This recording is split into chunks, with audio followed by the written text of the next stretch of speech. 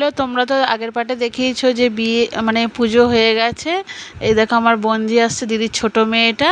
এই যে আমার মেয়ে আসছে, দেখো ওরা এখন খুব আনন্দ। এখানে দেখো প্যান্ডেলে চলে এসেছি, প্যান্ডেলে এখনও চেয়ার টেবিল সাজানো হয়নি। তারপরে এই দেখো রান্নার এখানে চলে এসেছি, মেনু কী কী আছে তোমাদের একটু দেখাতে এসেছি। এই দেখো চাটনি আছে, এখানে পনিরের তরকারি, এখানে পাঁপড় ভাজা চলছে, লুচি ভাজা হয়ে গেছে, পোলাও আছে, সব কিছু আমি আর ঢাকনা খুলে দেখাই না। এই দেখো এইগুলোর মধ্যে সব কিছু আছে।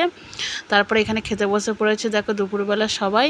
আর খুব প্রচণ্ড গরম দিয়েছিল, রোদ দিয়েছে। দেখো এই দিকটায় বসেছে আমার দিদি, জামাইবাবুরা আছে, আর ডান দিকটা দিয়ে খুব রোদ আসছে। প্রচণ্ড গরম ছিল সেদিনকে, আর অনেক আত্মীয়রা এসেছিলো, সেই জন্য আরও বেশি গরম করছিল।